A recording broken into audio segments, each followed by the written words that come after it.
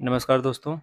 तो पीटी 365 का जो पर्यावरण सब्जेक्ट से हम लोग जो करंट अफेयर पढ़ रहे थे, आज उसके नेक्स्ट वीडियो में आज हम कुछ और भी महत्वपूर्ण टॉपिक पे चर्चा करने की कोशिश करेंगे।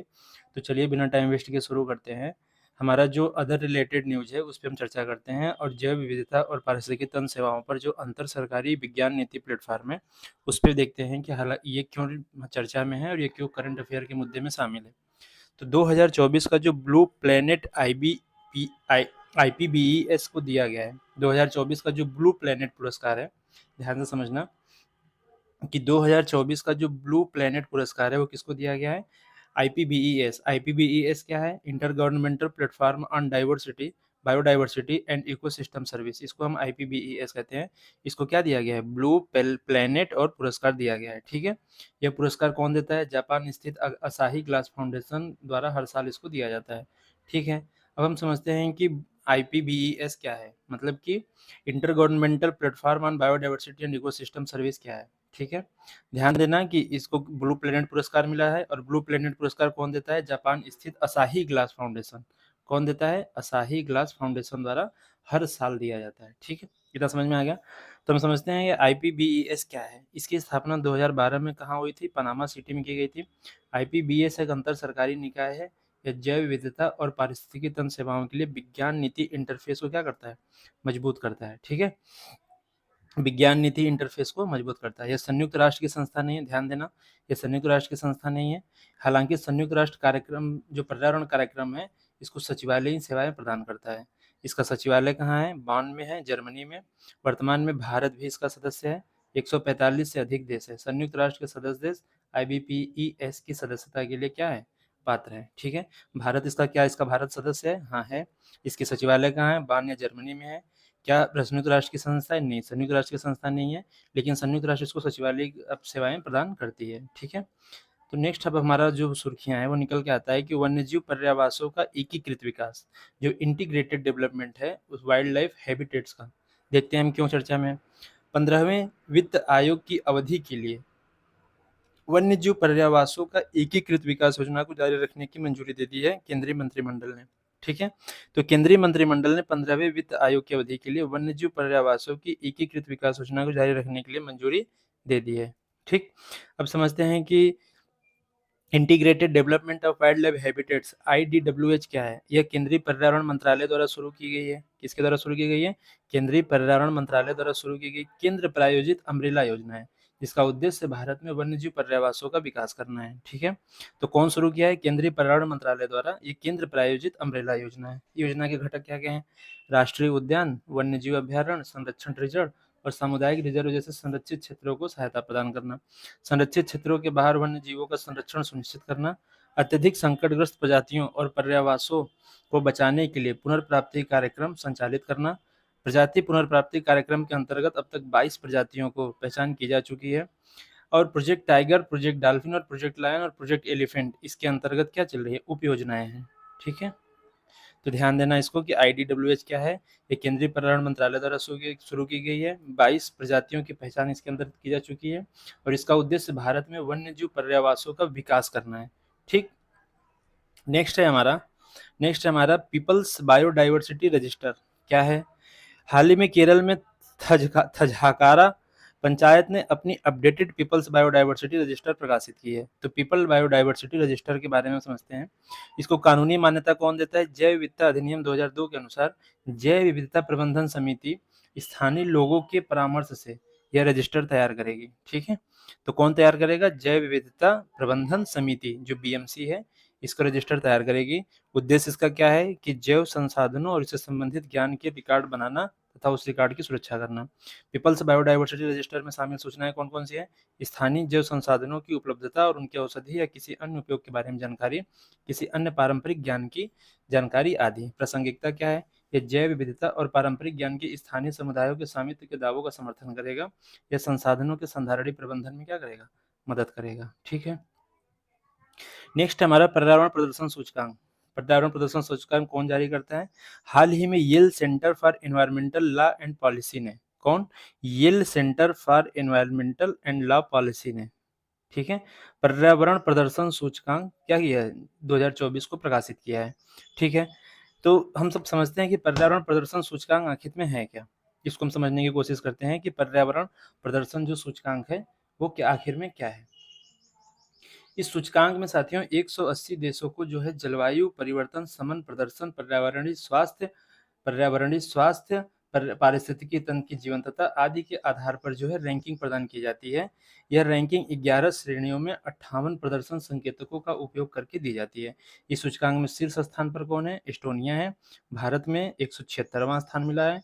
2022 में विश्व में भारत चीन को पीछे छोड़ते हुए मानव जनित सल्फर डाइऑक्साइड का सबसे बड़ा उत्सर्जक बन गया था।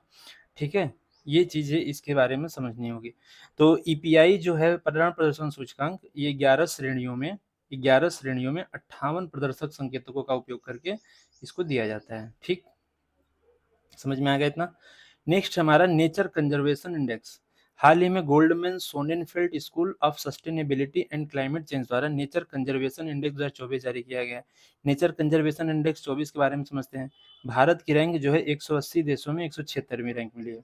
भारत की जो रैंक है वो 176 है, कितने में? 180 में। यह निम्नलिखित 4 संकेतकों का उपयोग करती है। कौन कौन सी? भूमि प्रबंधन, जैव विविधता को खतरा, क्षमता और गवर्नेंस, और भविष्य के रुझान। तो नेचर कंजर्वेशन इंडेक्स जो है वो कौन है? Goldman Sonnenfeld School of Sustainability and Climate Change, ये इसको जारी करती है। ध्यान देना इसको कि Goldman Goldman Sonnenfeld School of Sustainability and Climate Change जो है इसको क्या करती है? जारी करती है। और 180 देशों में भारत की रैंक 176 है। 4 संकेतक का उपयोग करती है। कौन कौन सी? भूमि प्रबंधन, कौन कौन सी प्रयोग करती है? भूमि प्रबंधन, जैव विविधता को खतरा, क्षमता और गवर्नेंस तथा भविष्य को रुझान। इन 4 चीजों का प्रयोग करके वो इसको जारी करती है। ठीक है, अब हम नेक्स्ट अपने टॉपिक पे आते हैं और समझते हैं ऊंट के बारे में। ऊंट क्या है? तो संयुक्त राष्ट्र ने 2024 को अंतर्राष्ट्रीय कैमलीड वर्ष घोषित किया है। संयुक्त राष्ट्र ने जो है 2024 को अंतर्राष्ट्रीय कैमलीड्स वर्ष घोषित किया है। इस दिवस का उद्देश्य कैमलीड्स के महत्व के बारे में जागरूकता फैलाना है। कैमलीड्स वास्तव में कैमिलिडियाई फैमिली से संबंधित है, जिनमें ऊंट भी आते हैं। ठीक है, तो अंतर्राष्ट्रीय कैमलिड वर्ष को किसको घोषित किया गया? 2024 को, और संयुक्त राष्ट्र ने इसको घोषित किया है। और कैमिलिडियाई फैमिली में ही ऊंट भी आते हैं, तो इसलिए ऊंट हमारे लिए महत्वपूर्ण जाते हैं। ऊंट कहाँ कहाँ पाए जाते हैं? अफ्रीका और एशिया में पाए जाते हैं। ऊंट के प्रकार एक ड्रामेडरी और एक अरबी ऊंट पाए जाते हैं, और एक बैक्ट्रियन ऊंट, 2 कुबड़ वाला।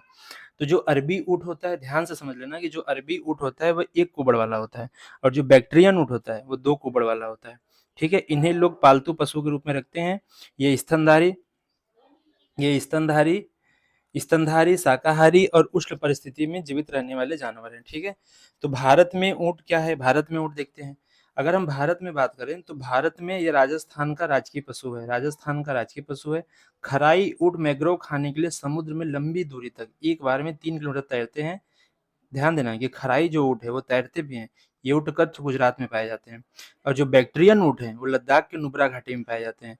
और ड्रोमेडरी ऊँट जो है गर्म रेगिस्तान राजस्थान गुजरात में पाए जाते हैं। तो जो बैक्ट्रियन ऊँट होता है वो हमारे लद्दाख के नुब्रा घाटी में पाया जाता है। ये दो कुबड़ वाले होते हैं। ठीक है, इनमें 2 कुबड़ होते हैं। और जो जो ड्रोमेडरी या अरबी ऊँट है उनमें 1 कुबड़ होता है। और जो ड्रोमेडरी है जो है वो गर्म रेगिस्तानों में पाई जाती हैं, जैसे राजस्थान और गुजरात में पाई जाती है। और खराई ऊँट जो है वो तैरती हैं। ये एक बार में 3 किलोमीटर तैरती हैं, 3 किलोमीटर के आसपास। और ये ऊँट कच्छ की गुजरात में पाई जाती हैं। अन्य प्रकार में कैमलिड्स में शामिल हैं लामा, अल्पाका, गुआनाको और विकुना। ये कैमलिड्स में शामिल होती हैं। इनमें कैमलिड्स में ऊँट भी क्या होती है? शामिल होती है। ठीक, अब हम समझते हैं वन के बारे में। वनों की कटाई और वनों के क्षरण से होने वाले उत्सर्जन को कम करने पर संयुक्त राष्ट्र कार्यक्रम क्या है? United Nation Programme on Reducing Emission from Deforestation and Forest Degradation, UNREDD. ये क्या है समझते हैं।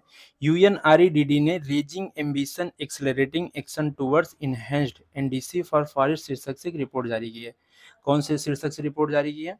ध्यान से समझना कि सुर्खियों में क्यों है, क्योंकि यूएनआरडीडी ने raising ambition accelerating action towards enhanced NDCs for forest शीर्षक से रिपोर्ट जारी की है।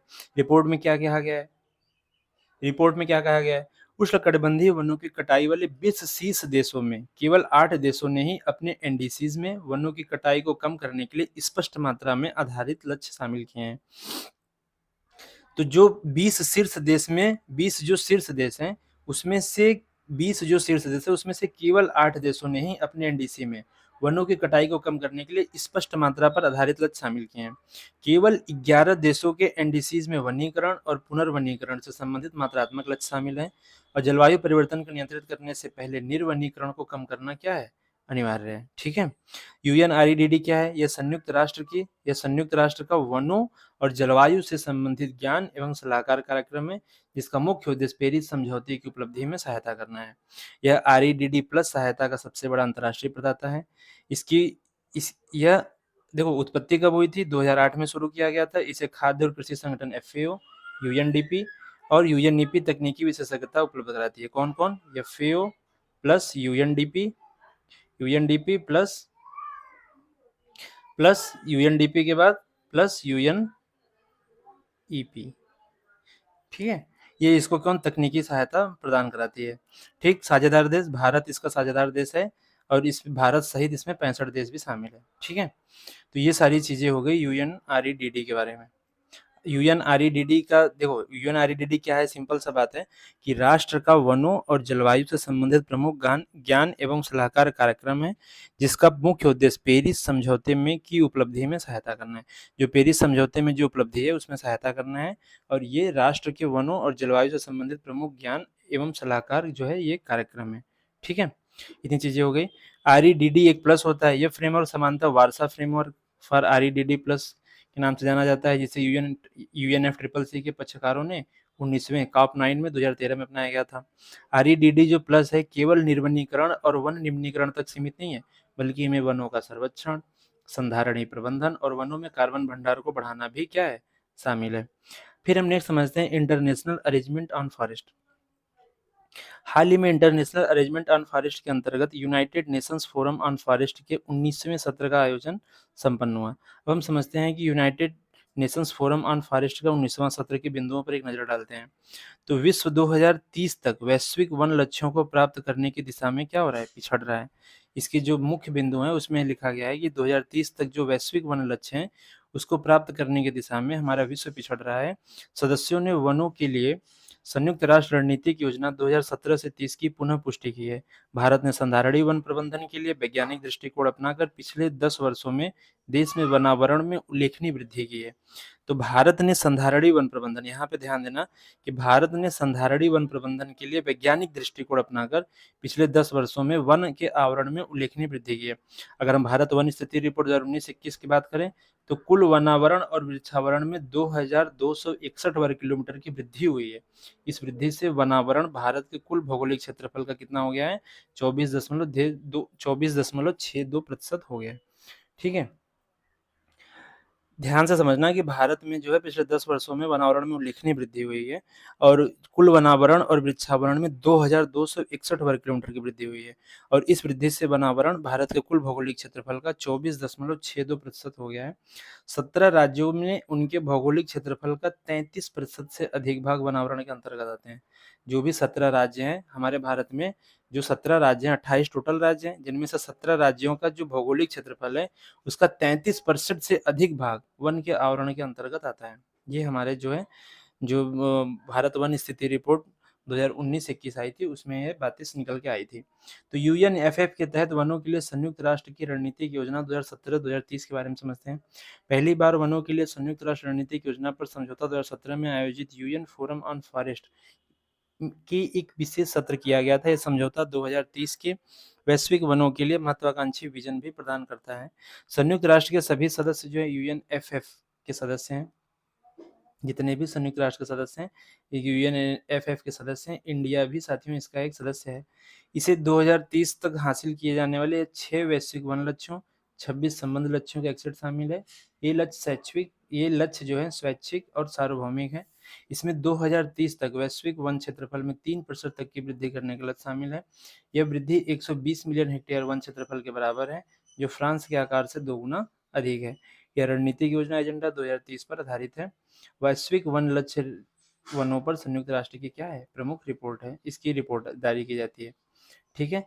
इंटरनेशनल अरेंजमेंट ऑन फॉरेस्ट, अगर हम आईएएफ के बारे में बात करें तो आईएएफ की स्थापना जो हुई थी 2000 में की गई थी। इसे वनों पर अंतर सरकारी पैनल और वनों पर अंतर सरकारी फोरम जैसी पूर्ववर्ती इकाइयों के कार्य को आगे बढ़ाने के लिए स्थापित किया गया है। ठीक।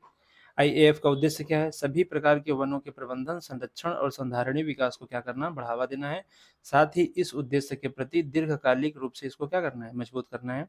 आईएएफ के अगर 5 घटक की बात करें तो United Nations Forum on Forest UNFF, इसकी स्थापना कब हुई थी? इसकी स्थापना सन 2000 में की गई थी। यह संयुक्त राष्ट्र आर्थिक कार्यक्रम और सामाजिक परिषद के कार्यात्मक आयोग के रूप में कार्यरत है। इसका उद्देश्य क्या है? संधारणीय वन प्रबंधन को सुगम बनाना है।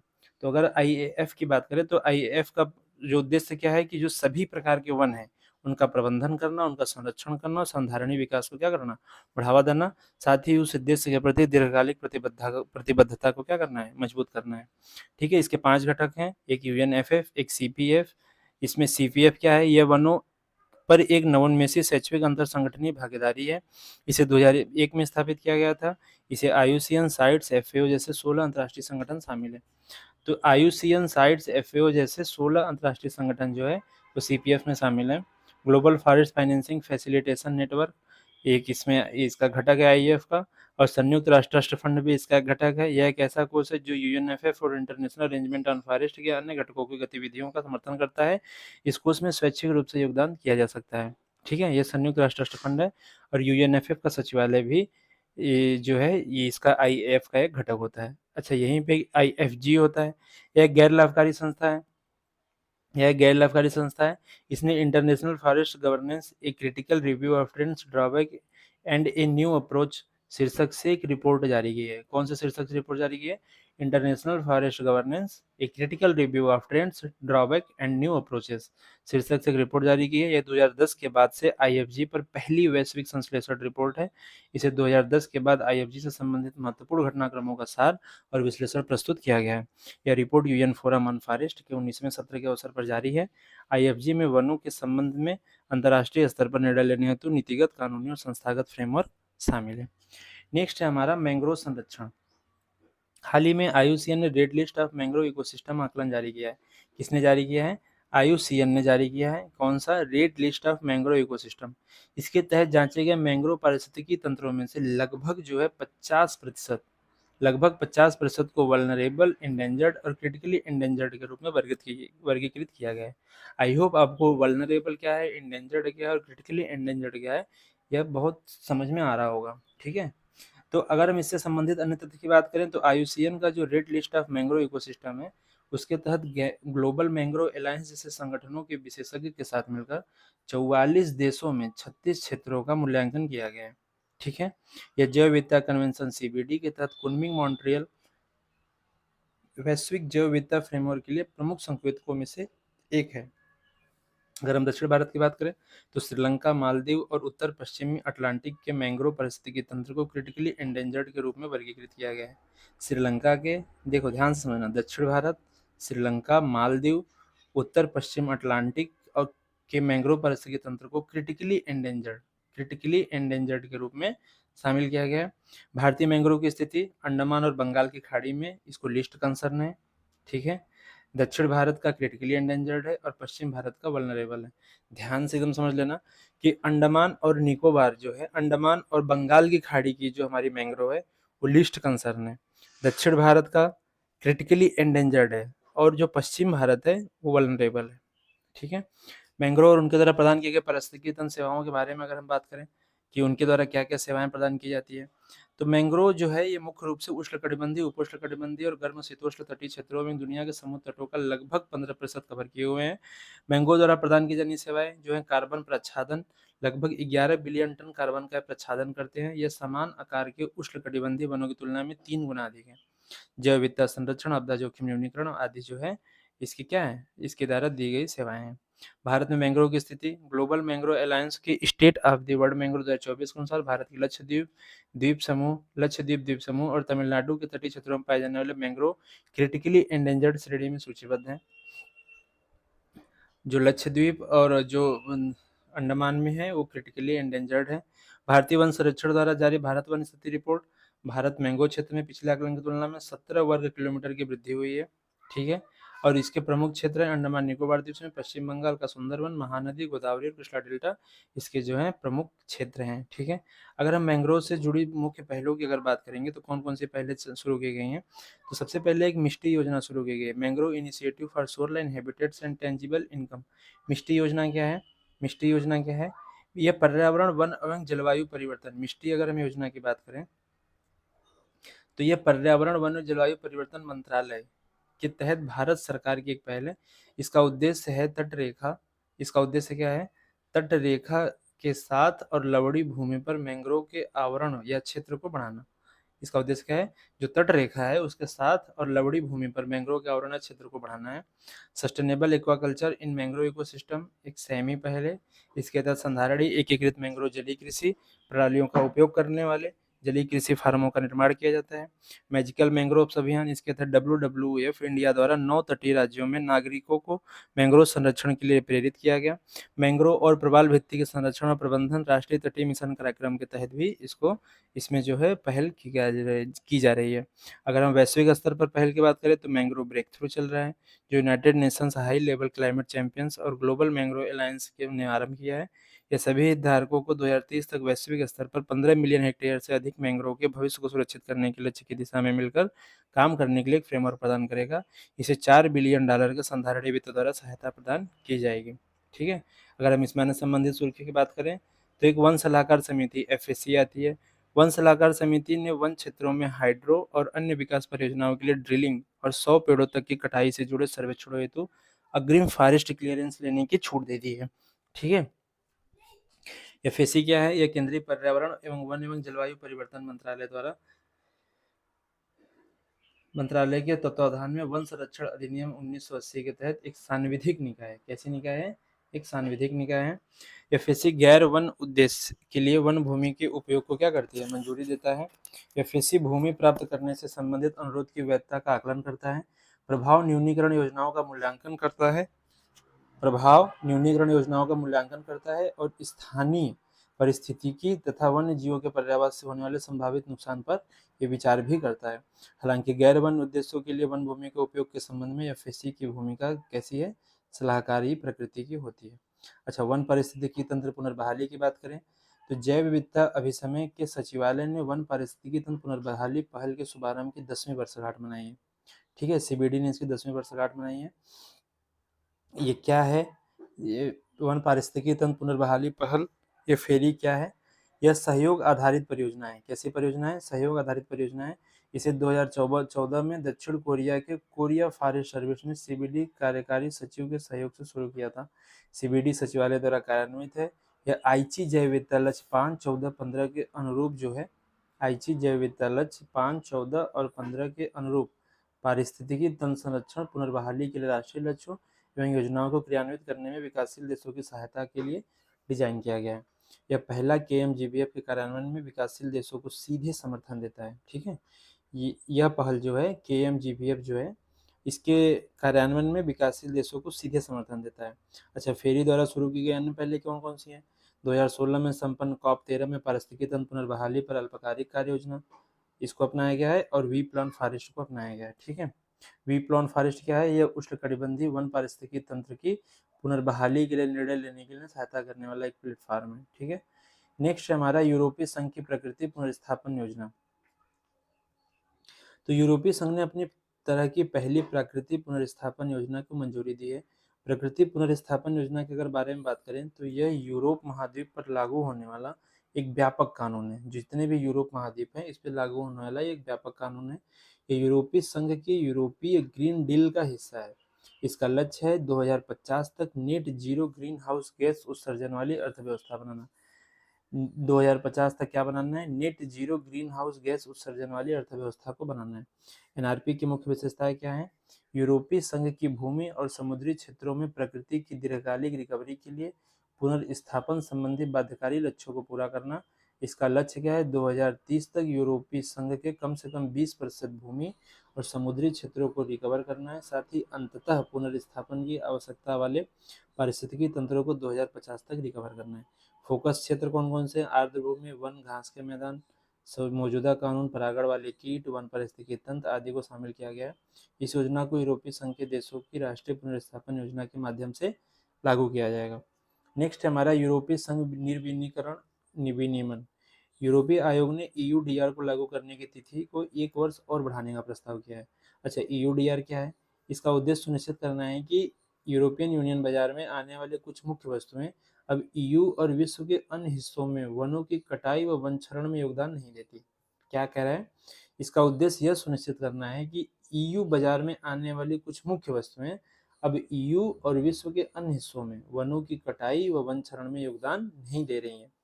ठीक है, ये विनियम palm oil, sofa, beef, cocoa और लकड़ी सहित कई अन्य तरह के उत्पादों पर लागू होते हैं। कंपनियों के उत्पादों के स्रोत को सत्यापित करना होगा और यह सुनिश्चित करना होगा कि उन वस्तुओं का जो उत्पादन है वह संधारणी तरीके से किया गया है। ठीक है, यह कानून ईयू के बाजारों में निर्यात करने वाले देशों के लिए व्यापार बाधा साबित हो सकती है। तो यूरोपीय संघ निर्विनीकरण विनियमन जो ईयूडीआर है, एक तरह से क्या है? व्यापार बाधा है। ठीक है, अब हम नेक्स्ट अपना समझते हैं आर्द्रभूमि, तटभूमि और महासागर। अच्छा, खुले समुद्र पर संयुक्त राष्ट्र संधि क्या है? चलिए जानते हैं। केंद्रीय मंत्रिमंडल ने भारत को राष्ट्रीय अधिकार क्षेत्र से परे क्षेत्रों की जैव विविधता समझौते पर हस्ताक्षर करने की मंजूरी दे दी है। इस खुले समुद्र पर संयुक्त राष्ट्र संधि या हाई सी ट्रीटी के नाम से भी जाना जाता है। ठीक, खुला सागर या हाई सी, अगर हम खुला सागर या हाई सी या उच्च सागर क्या है इसकी बात करें, तो संयुक्त राष्ट्र समुद्री कानून अभिसमय जो यूएन क्लॉज है, उसके सीमांकन के अनुसार किसी भी देश की जो अन्य अनन्य आर्थिक क्षेत्र, प्रादेशिक, समुद्री या आंतरिक जल क्षेत्र है, इसके बाहर के जल क्षेत्र को खुला समुद्र या हाई सी कहते हैं।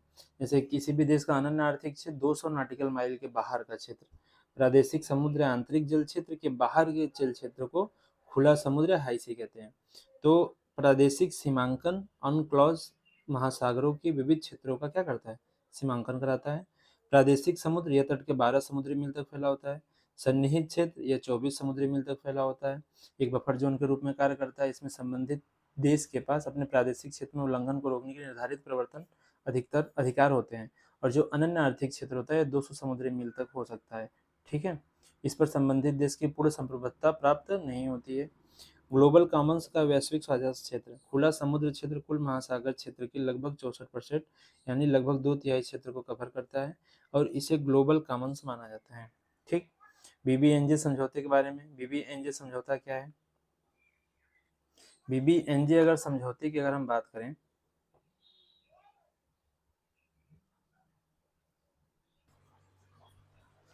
अगर हम बीबीएनजे समझौते के बारे में बात करें तो इसे नाम जो है इसे औपचारिक रूप से राष्ट्रीय अधिकार क्षेत्र से परे क्षेत्रों के समुद्री जैव विविधता के संरक्षण और संधारणीय उपयोग पर समझौता के तहत कहा जाता है। अनक्लॉज के तहत जो है यह संयुक्त राष्ट्र समुद्री कानून अभिसमय अनक्लॉज के तहत एक अंतर्राष्ट्रीय संधि है। जब भी बीबीएनजे समझौते लागू होता है तो अनक्लॉज के अंतर्गत तीसरा कार्यक्रम समझौता रहेगा।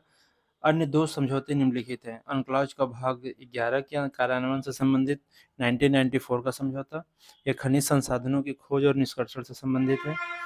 और 1995 का संयुक्त राष्ट्र फिश स्टॉक समझौता प्रवासी मछलियों प्रजातियों के स्टॉक के संरक्षण और प्रबंधन से संबंधित है। इसे 2023 में अपनाया गया था। यह 2 वर्षों तक के हस्ताक्षर के लिए क्या होगा? खुला रहेगा। ठीक है, यह कानूनी रूप से बाध्यकारी अंतर्राष्ट्रीय संधि होगी। जून 2024 तक 91 देशों को बीबीएनजे समझौते पर हस्ताक्षर किए हैं। 8 पक्षकारों ने इसकी अभिपुष्टि की है। तो अगर हम बीबीएनजे की अगर समझौते की बात करें तो एक बार फिर से इसको देख लेना क्योंकि ये इंपॉर्टेंट है। ध्यान से समझना कि इसे औपचारिक रूप से किसने दिया है? राष्ट्रीय अधिकार क्षेत्र से परे क्षेत्रों की समुद्री जैविक विविधता के संरक्षण और सांद्रढ़ी उपयोग पर समझौता। जो भी राष्ट्रीय अधिकार क्षेत्र है उसके परे जो क्षेत्र है उसमें जो समुद्री जीव है उनकी विविधता का संरक्षण और सांद्रढ़ी उपयोग कौन करेगा? तो इसलिए इसका बीबीएनजे समझौता किया गया है।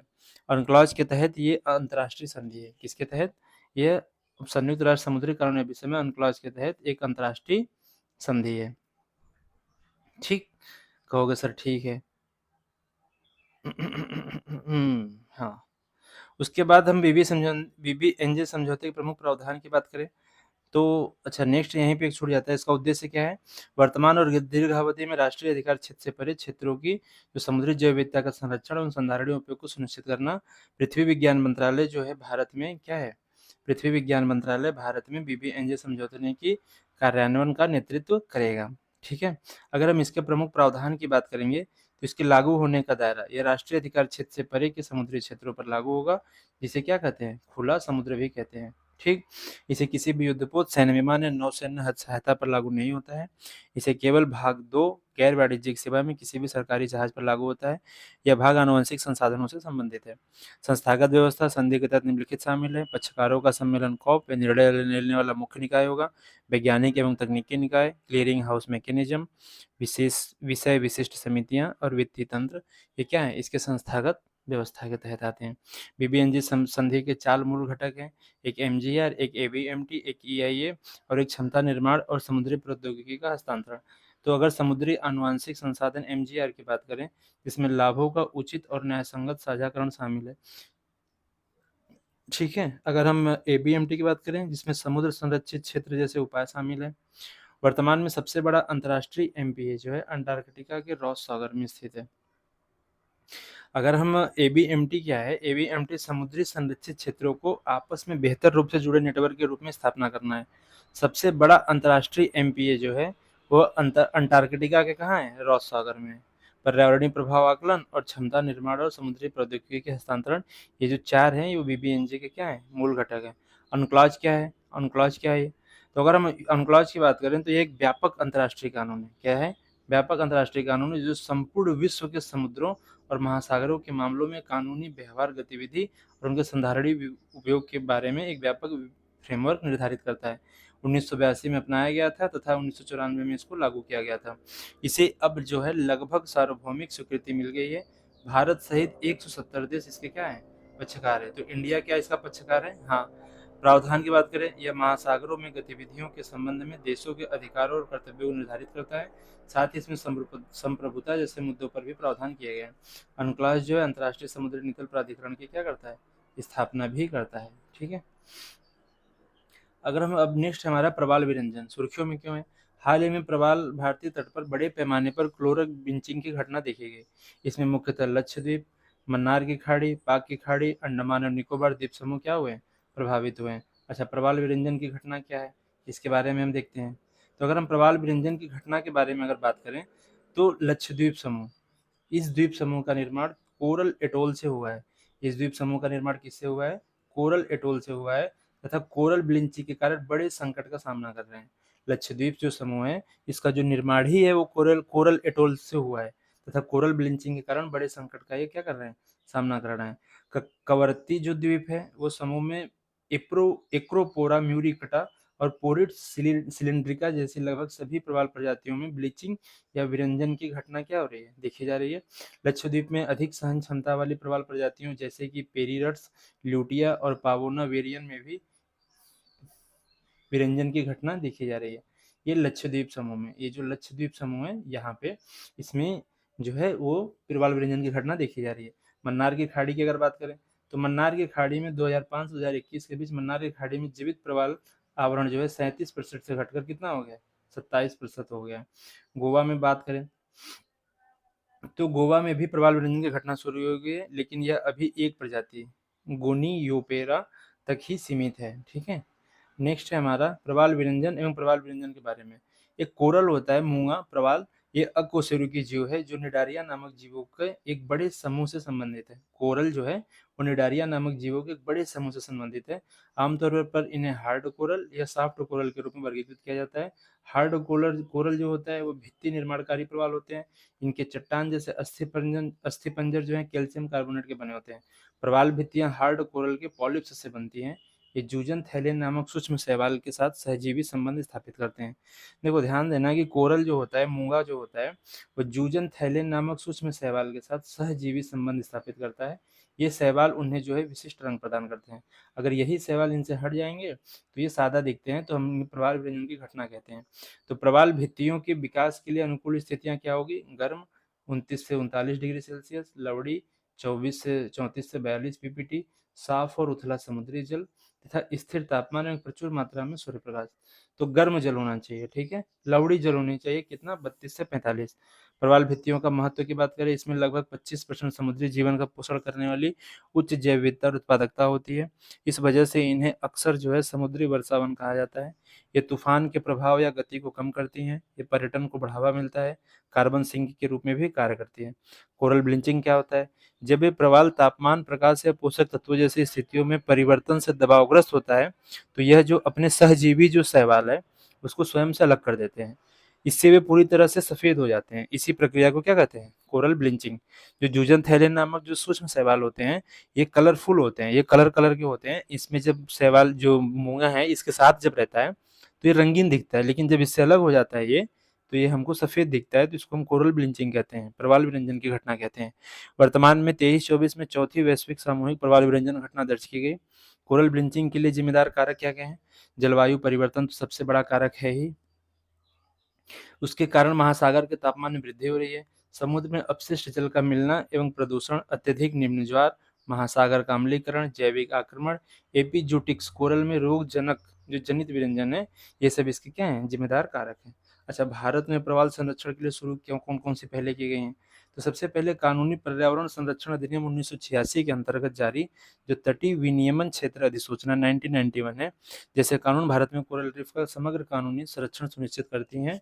प्रवाल प्रजातियों को भारतीय वन्यजीव संरक्षण अधिनियम, ठीक है, किसका? भारतीय वन्यजीव संरक्षण अधिनियम 1972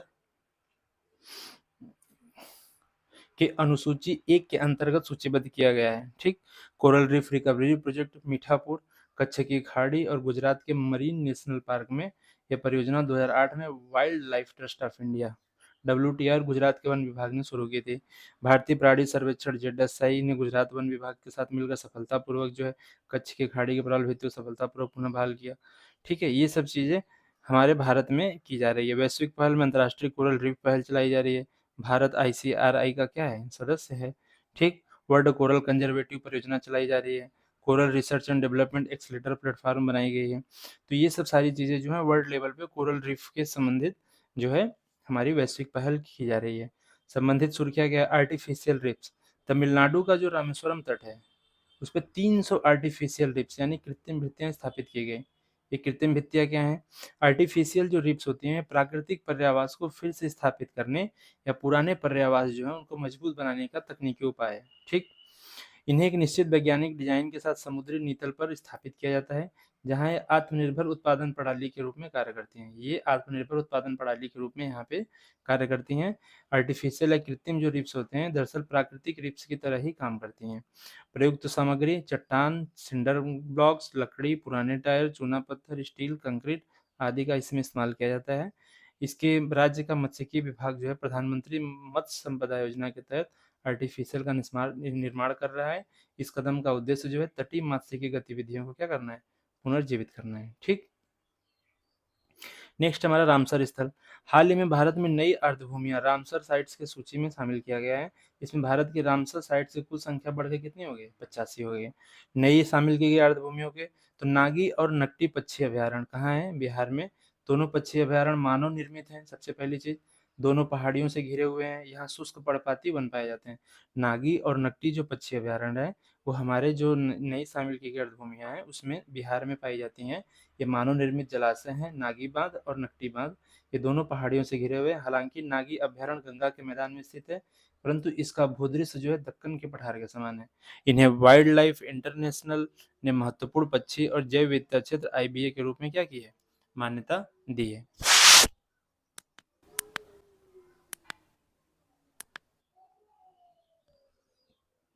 एक दूसरा है नंजरायण पक्षी अभ्यारण्य तमिलनाडु में। नंजरायण झील एक बड़ी उथली आर्द्रभूमि है। नंजरायण झील जो है एक बड़ी उथली आर्द्रभूमि, इसका नाम राजा नंजरायण के नाम पर रखा गया, जिन्होंने इसके जोड़ेधार और मरम्मत का कार्य करवाया था। इसमें जल की आपूर्ति मुख्य रूप से वर्षा जल द्वारा नल्लर नदी में पहुंचने वाले जल से होती है। एक कुजुवेली पक्षी अभ्यारण्य है, ये भी तमिलनाडु में है। कुजुवेली जो पक्षी अभ्यारण्य है पांडिचेरी के उत्तर में कोरोमंडल तट पर स्थित खारे पानी की उथली झील है। यह झील उप्पुकली क्रीक और एंडयथनटू एस्चुरी द्वारा बंगाल की खाड़ी से जुड़ी हुई है। यह प्रवासी पक्षियों को मध्य एशियाई फ्लाईवे में स्थित है। एक तवा जलाशय है, यह कहाँ है? मध्य प्रदेश में सतपुड़ा टाइगर रिजर्व के क्षेत्र में आता है। यह सतपुड़ा टाइगर रिजर्व और बोरी वन्यजीव अभ्यारण्य की सीमा पर क्या है? अवस्थित है। कौन सी सीमा पर स्थित है? सतपुड़ा टाइगर रिजर्व और बोरी वन्यजीव अभयारण्य। यह तवा और देनवा नदियों के संगम पर स्थित एक जलाशय है। इस जलाशय में जल की आपूर्ति के अन्य मुख्य स्रोत मालनी, सोनभद्र और नागद्वारी नदियां हैं। ठीक, इतना यहाँ तक समझ में आ गई। नेक्स्ट हमारा है आर्द्रभूमि क्या होती है। तो हम आर्द्रभूमि के बारे में समझते हैं। आर्द्रभूमि एक जल समुद्र भूक्षेत्र होता है। रामसर साइट में शामिल होने के लिए किसी आर्द्रभूमि को निर्धारित 9 मानदंडों में से कम एक को पूरा करना होता है। इन मानदंडों में नियमित रूप से 20,000 या उससे अधिक जलीय पक्षियों का आश्रय प्रदान करना या जैविक विविधता का संरक्षण करना है। तो रामसर साइट में अगर कोई भी आर्द्रभूमि को शामिल करना है तो जो 9 मानदंड है उसके उसमें से कम एक को पूरा करना होता है। अगर कोई भी रामसर साइट में शामिल हो गई आर्द्रभूमि तो उसका जैव विविधता हॉटस्पॉट पृथ्वी की सतह से केवल 6% हिस्से पर आर्द्रभूमियों का विस्तार है। हमारे जो आर्द्रभूमियां हैं उनका महत्व की बात करें तो पृथ्वी की सतह पर केवल 6% हिस्से पर आर्द्रभूमि है। इसके बावजूद ये विश्व की लगभग 40% जैव विविधता के जीवन प्रदान करती है। तो जो विश्व की लगभग 40% जो जैव विविधता है उसको जीवन प्रदान कौन करती है? हमारी आर्द्रभूमियां, जो विश्व की सतह के केवल 6% हिस्से पर पाई जाती हैं। ये पृथ्वी की किडनी की तरह होती हैं। इनको जलीय, पादप, भारी धातु और अधिक पोषक तत्वों को अवशोषित कर लेते हैं। ठीक है, ये जलीय, पादप, भारी धातु, अधिक पोषक तत्वों को अवशोषित कर लेती हैं, पोषक तत्वों का चक्रण करती हैं, कार्बन प्रच्छादन करती हैं आदि। इसलिए क्या होती हैं? हमारी पृथ्वी की किडनी की तरह होती हैं। अच्छा, रामसर कन्वेंशन क्या है? यहीं पे देखते हैं। रामसर कन्वेंशन जो है एक अंतर सरकारी संधि है। इसका उद्देश्य आर्द्र भूमियों और उनके संसाधनों का संरक्षण और उनके बुद्धिमत्ता पूर्वक उपयोग सुनिश्चित करना है। ठीक, जो भी आर्द्र भूमि है उनके संसाधनों का संरक्षण करना और उनका बुद्धिमत्ता पूर्वक उपयोग सुनिश्चित करना है। 1971 में ईरान शहर के रामसर शहर में इसे अपनाया गया था और 1975 में इसे लागू कर दिया गया था। ठीक है, 1982 में इस कन्वेंशन का पक्षकार कौन बना था? भारत बना था। तो भारत जो है इसका पक्षकार जो है 1982 में बना था। अंतर्राष्ट्रीय महत्व की आर्द्रभूमियों की सूची या रामसर सूची में ऐसी आर्द्रभूमियां शामिल है जो समग्र रूप से मानवता के लिए महत्वपूर्ण मूल्य रखती हैं। रामसर सूची में शामिल होने के लिए आर्द्रभूमियों को रामसर कन्वेंशन के तहत निर्धारित जो 9 मानदंड है उसमें से कम एक मानदंड को पूरा करना जरूरी है। इस कन्वेंशन के साथ अनुबंध करने वाले पक्षकारों से आशा की जाती है कि वे अपनी रामसर साइट्स का इस तरह प्रबंधन करेंगे कि वे अपना पारिस्थितिक गुण जो है वो बनाए रख सकें। मॉन्ट्रेक्स रिकॉर्ड में ऐसी रामसर साइट शामिल है जहां तकनीकी विकास, प्रदूषण या मानव जनित अन्य गतिविधियों के कारण इनके पारिस्थितिक रूप में परिवर्तन हो रहे हैं या होने की आशंका है। इनको हम मॉन्ट्रेक्स रिकॉर्ड में शामिल करते हैं। भारत की लोकटक झील, भारत की जो लोकटक झील है और जो केवलादेव राष्ट्रीय उद्यान है, भारत की लोकटक झील और जो केवलादेव राष्ट्रीय उद्यान है, ये हमारे राष्ट्रीय उद्यान मॉन्ट्रेक्स रिकॉर्ड में क्या है? शामिल है। तो जो मॉन्ट्रेक्स रिकॉर्ड होता है वो ऐसे रामसर साइट्स इसमें शामिल होते हैं जहाँ पे तकनीकी विकास, प्रदूषण या मानव जनित अन्य गतिविधियों के कारण इनके पारिस्थितिक स्वरूप में परिवर्तन हुआ है। तो लोकटक झील और केवलादेव राष्ट्रीय उद्यान जो है मॉन्ट्रेक्स रिकॉर्ड में शामिल किए गए। भारत में सर्वाधिक रामसर स्थल कहाँ है? तमिलनाडु में है। दूसरे स्थान पर कौन है? उत्तर प्रदेश है। तो भारत में जो सर्वाधिक रामसर स्थल है वो कौन सा है? सर्वाधिक जो रामसर स्थल है वो कहाँ है? तमिलनाडु में, और उसके बाद जो है हमारा यूपी है। ठीक है, तो तमिलनाडु और उसके बाद यूपी। ठीक, ये सारी चीजें हो गई। सुर्खियों में रहे अन्य आर्द्रभूमि, सुर्खियों में रही जो अन्य आर्द्रभूमि है तो उसमें हम देखे करके देखते हैं, जैसे कांवर झील या कांवर ताल। कांवर झील या कांवर ताल, अगर हम कांवर झील या कांवर ताल की बात करें तो ये मीठे पानी की एक प्राकृतिक आर्द्रभूमि है। इस झील को गंडक, गया और करेह नदियों से पानी मिलता है। कांवर झील या कांवर ताल कहाँ है? बिहार में है। इसको किसके किसके द्वारा पानी मिलती है? गंडक, बाया और करेह नदियों से इसको पानी मिलता है। यह बिहार का पहला जो है रामसर स्थल है। तो अगर कांवर झील की बात करें तो ये बिहार का जो है वो पहला रामसर स्थल है। मध्य एशिया उड़ान मार्ग पर प्रवासी पक्षियों के लिए एक महत्वपूर्ण ठहराव स्थल भी इसमें शामिल है। पश्चिम बंगाल में जो सुंदरबन मैंग्रोव है, यह विश्व का सबसे बड़ा मैंग्रोव पारिस्थितिकी तंत्र है। इसका नाम हेरिटिएरा फोम्स प्रजाति के वृक्ष के नाम पर रखा गया है, जिसे बंगाली भाषा में सुंदरी वृक्ष के नाम से जाना जाता है। यह विश्व का सबसे बड़ा डेल्टा भी है।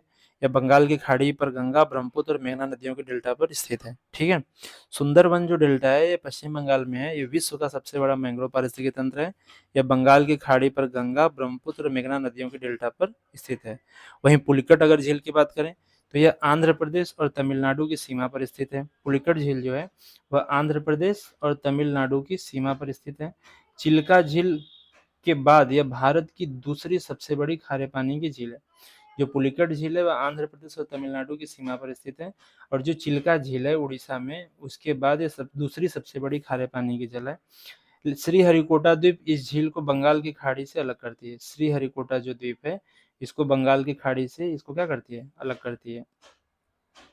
यह झील मुख्य रूप से कलंगी और अरनी नदी से जल प्राप्त करती है। इस झील में बड़ी संख्या में जो है फ्लोमिंगो पक्षी आते हैं। लद्दाख में जो है पेंगोंग त्सो झील है। यह एक एंडोर्फिक भू आबद्ध झील है। इस विश्व में सर्वाधिक ऊंचाई पर स्थित खारे पानी की झील है। इस झील में 1/3 हिस्सा भारत में है। विश्व में अगर सर्वाधिक ऊंचाई पर स्थित खारे पानी की झील है तो पेंगोंग त्सो झील है। इस झील की जल का रंग जो है अलग अलग समय पर अलग अलग दिखता है। यह सिंधु नदी बेसिन का हिस्सा नहीं है। ठीक, इतनी सारी चीजें हो गई। अन्य संबंधित अगर सुर्खियों में तो United Nation water convention spring initiative के बारे में बात करते हैं। United Nation convention of spring अगर हम बात करें इसकी, तो संयुक्त राष्ट्र समर्थित network principle for responsibility investment ने एक नई पहल स्प्रिंग की शुरुआत की है। ठीक है, किसने शुरुआत की है? संयुक्त राष्ट्र समर्थित network principle for responsibility investment ने। इस पहल का लक्ष्य क्या है? 2030 तक प्रकृति को नुकसान को रोकना है, प्राकृतिक स्थिति को फिर से क्या करना है? बहाल करना है। इसका उद्देश्य क्या है? 2030 तक जो प्रकृति को जो नुकसान हुआ है उसको रोकना, या प्राकृतिक स्थिति को फिर से क्या करना है? बहाल करना है। स्प्रिंग इनिशिएटिव के बारे में बात करें, यह 200 निवेशकों के गठबंधन द्वारा समर्थित है। ये निवेशक संयुक्त रूप से 15 ट्रिलियन की संपत्ति का प्रबंधन करते हैं। जो भी 200 निवेशक हैं उनके गठबंधन द्वारा समर्थित है। ये संयुक्त रूप से 15 ट्रिलियन की परिसंपत्ति का प्रबंधन करते हैं।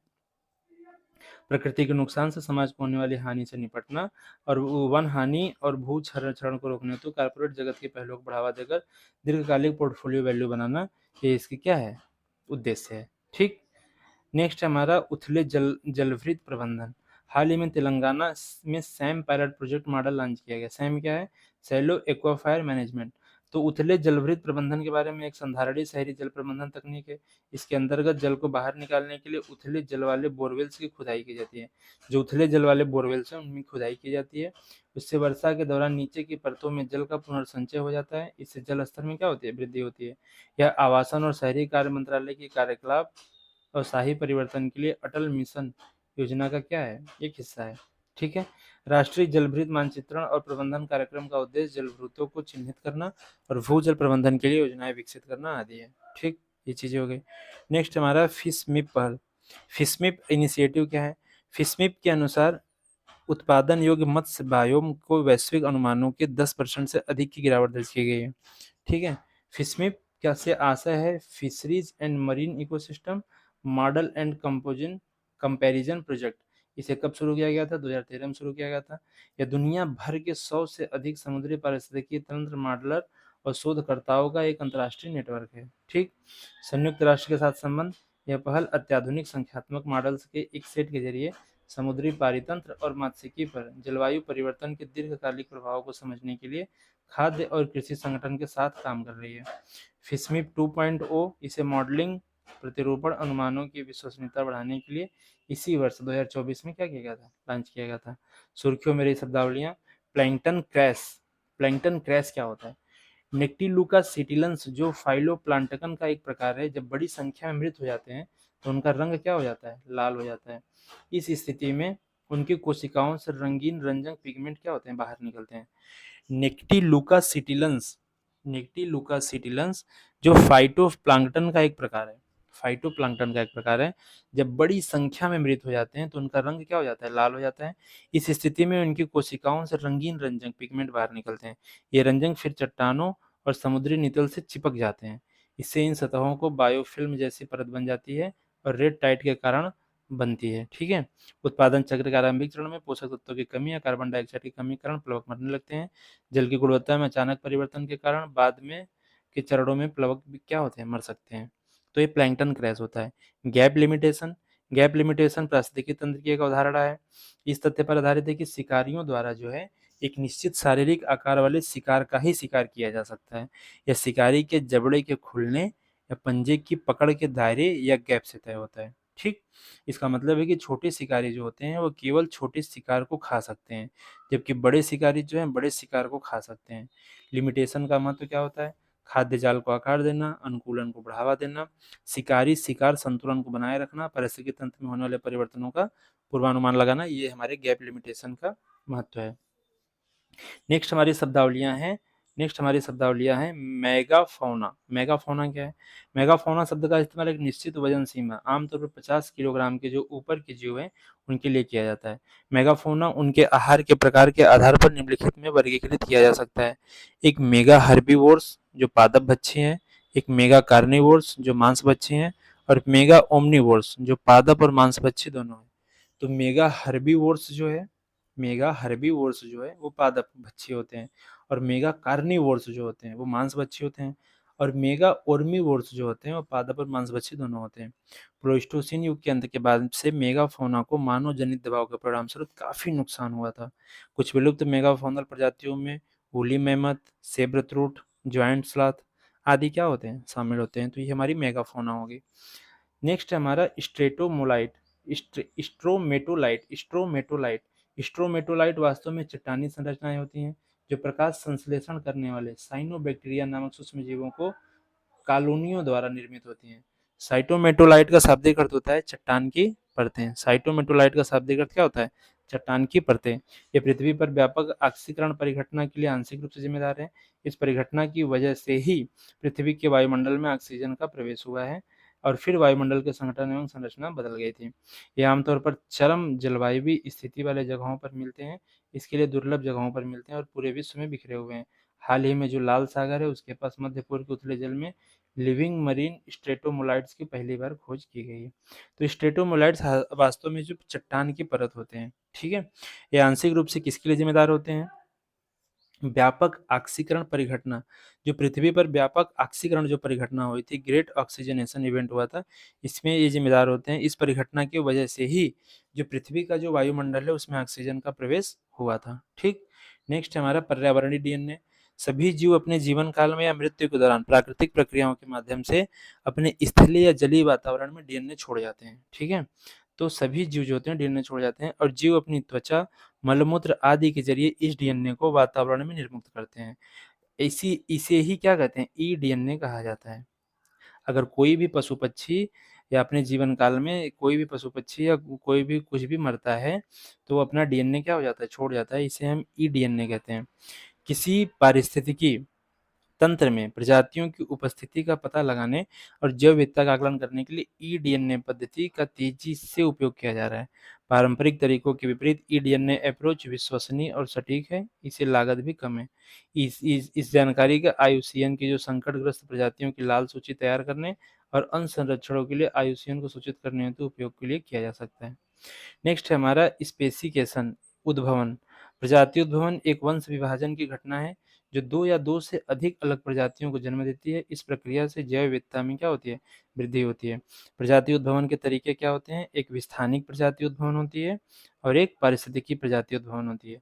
जब प्रजातियों की आबादी पहाड़ों या नदियों जैसी भौगोलिक बाधाओं के कारण भौतिक रूप से अलग हो जाती हैं तो एक प्रजाति का उद्भव होता है। ध्यान समझना, स्थानिक जो प्रजाति उद्भवन होती है, पहले तो उद्भवन क्या होती है? एक वंश विभाजन की घटना है। जैसे किसी भी प्रजाति का जो वंश है उसकी विभाजन की घटना है जब दो या दो से अधिक जो अलग प्रजातियों को जन्म देती हैं। जैसे किसी भी प्रजाति का अगर वंश विभाजन हो गया तो वो एक से अधिक प्रजातियों को क्या करेगी? जन्म देगी। इस प्रक्रिया से जैव विविधता में क्या होती है? वृद्धि होती है। तो उद्भवन के दो तरीके हो सकते हैं, एक विस्थानिक, एक परिधि। तो विस्थानिक जो प्रजाति होती है, ये प्रजाति क्या होती है? जब प्रजातियों की जो आबादी होती है पहाड़ या नदियों जैसी भौगोलिक बाधाओं के कारण भौतिक रूप से अलग हो जाती हैं तो एक अलग प्रजाति का उद्भव होता है। इसे हम विस्थानिक कहते हैं। अपरिधि, जब किसी प्रजाति की जो बड़ी आबादी के पास ही भौगोलिक बाधाओं के कारण उसमें एक छोटी आबादी वाली नई प्रजातियों का उद्भव होता है। ठीक है, जैसे किसी भी प्रजाति की जो बड़ी आबादी है उसमें जो छोटी प्रजाति वाली एक छोटी आबादी वाली नई प्रजाति का जब उद्भव होता है तो इसको हम परिधीय प्रजाति उद्भवन कहते हैं। ठीक। पैरापेट्रिक, यह एक बड़े भौगोलिक क्षेत्र में अलग अलग वितरित प्रजातिगत आबादी से नई प्रजातियों का उद्भवन होना है। समस्थानिक प्रजाति उद्भवन, ये एक जीवित पैतृक प्रजाति से एक नई प्रजाति का विकास है। यह तब भी हो सकता है जब आबादी भौगोलिक बाधाओं के बिना एक ही क्षेत्र में रह रही होती है। समस्थानिक प्रजाति के उद्भवन की वजह से भारतीय उपमहाद्वीप में एशियाई शेर और बंगाल टाइगर इतने लंबे समय तक सह अस्तित्व में रहे हैं। नेक्स्ट है हमारा जैव संदीप्ति, ठीक है? यह कुछ प्रणालियों के प्रकाश उत्सर्जन करने के गुण होता है। उत्सर्जित प्रकाश का जो स्रोत होता है वास्तव में जीवों में एंजाइम उत्प्रेरित ऑक्सीकरण अभिक्रियाओं से उत्पन्न ऊर्जा है। प्रकाश उत्सर्जन के लिए दो विशिष्ट रसायनों की आवश्यकता होती है, लूसीफेरिन और ल्यूसीफेरेज या फोटोप्रोटीन। जैव संदीप्त जीवों से नीले से लाल रंग के प्रकाश उत्सर्जित होते हैं। जैव संदीप्ति की परिघटना सबसे ज्यादा समुद्री जीवों में देखी जाती है।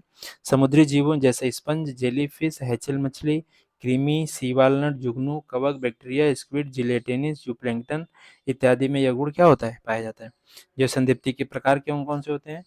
जैव संदीप्ति शिकारी जानवरों से बचने के लिए जीवों द्वारा प्रकाश उत्सर्जित करना, शिकारी को अपनी ओर आकर्षित करना, समान प्रजातियों के बीच संचार स्थापित करना, ये जैव संदीप्ति के क्या होते हैं? कार्य होते हैं। तो जैव संदीप्ति मिला-जुला के ये है कि जैसे कुछ प्राणियों में प्रकाश उत्सर्जित करने की गुण होती है और ये प्रकाश उत्सर्जित करके क्या करते हैं? यह शिकार को अपनी ओर आकर्षित करते हैं और समान प्रजातियों के बीच संचार स्थापित करते हैं। इसलिए इसको हम जैव संदीप्ति कहते हैं। नेक्स्ट हमारा फैक्ट्री फार्मिंग। फैक्ट्री फार्मिंग का अर्थ है नियंत्रित परिस्थितियों में, नियंत्रित जो परिस्थितियाँ हैं उसमें कम जगह में अधिक पशुधन और कुक्कुट पालन की प्रणाली है। जैसे कम जगह है वहाँ पे अधिक पशुधन और कुक्कुट पालन की जो प्रणाली कहते हैं उसको हम फैक्ट्री फार्मिंग। इसका उद्देश्य क्या है? कम लागत में पशुधन की उत्पादन क्षमता और डेयरी उत्पादों के उत्पादन को क्या करना है? अधिक करना है। फैक्ट्री फार्मिंग के प्रभाव एंटीबायोटिक प्रतिरोधी, पशुजन्य रोग, पर्यावरण का क्षरण, स्वास्थ्य आदि ये फैक्ट्री फार्मिंग के क्या है? प्रभाव है। वुडी अतिक्रमण। अगर हम वुडी अतिक्रमण की बात करें तो वुडी अतिक्रमण से तात्पर्य किसी पारिस्थितिकी तंत्र में वृक्षों और झाड़ियों के प्रसार में वृद्धि से है। जैसे किसी भी पारिस्थितिकी तंत्र में अगर वृक्ष और झाड़ियां अगर बहुत तेजी से बढ़ रही हैं तो इसको हम क्या कहते हैं? वुडी इंक्रोचमेंट, वुडी अतिक्रमण। यह स्थिति अधिकतर पारिस्थितिकी तंत्र में देखी गई है। इसमें खुले पर्यावास अधिक वृक्षावरण या अधिक झाड़ियों वाले पर्यावासों में बदल जाते हैं। ठीक है, इसके चलते पारिस्थितिकी तंत्र में एकरूपता आती है। इसका अर्थ है कि विविध और बहुस्थितीय पारिस्थितिकी तंत्र वुडी वनस्पतियों की एक जैसी परत में क्या होती है? बदल जाती है। सवाना और घास के मैदानों जैसे खुले पारिस्थितिकी तंत्र में वुडी अतिक्रमण के कारण घास के मैदानों में रहने वाले देशज पक्षियों की संख्या में कमी आई है। ठीक है। Green and blue water. Green water मिट्टी और वनस्पति में नमी को संदर्भित करती है। जो ग्रीन वाटर होती है वो मिट्टी और वनस्पति में नमी को क्या करती है? संदर्भित करती है। जल विज्ञान चक्र का हिस्सा। ग्रीन वाटर को पौधे अपनी जड़ों द्वारा अवशोषित या उपयोग करते हैं। वाष्पोत्सर्जन की प्रक्रिया द्वारा उन्हें वापस वायुमंडल में निर्मुक्त कर दिया जाता है। ठीक है। यह वर्षा लाने के साथ साथ जलवायु परिवर्तन को कम करने और आर्थिक स्थिरता सुनिश्चित करने में क्या होते हैं? सहायक होते हैं। और ब्लू वाटर के तहत झीलों, नदियों और जलाशयों में पाए जाने वाले सतही और भूजल को सम्मिलित किया जाता है। देखो, ग्रीन वाटर जो होता है वो मिट्टी और वनस्पति में नमी को संदर्भित करता है और जो ब्लू वाटर होता है वो झील, नदी और जलाशयों में पाए जाने वाले सतही और भूजल को सम्मिलित करता है। और जो ग्रीन वाटर होता है वो पौधों अपनी जड़ों द्वारा अवशोषित कर उपयोग करते हैं और जो ब्लू वाटर होता है वो पुनर्भरण किसके द्वारा होता है? वर्षा द्वारा इनका होता है। इसलिए ग्रीन वाटर और ब्लू वाटर ये दो महत्वपूर्ण शब्दावलियां हैं। ठीक है। ये सारी चीजें हो गई हमारी आज के वीडियो में। अब नेक्स्ट वीडियो में सुर्खियों में रहे संगठन, कौन कौन से संगठन जो है हमारी सुर्खियां में है उन पे हम एक विस्तारित चर्चा करेंगे। तब तक के लिए आप इसको पढ़िए, अपना रिवीजन कीजिए। मिलते हैं नेक्स्ट वीडियो में। बहुत बहुत धन्यवाद। Thank you.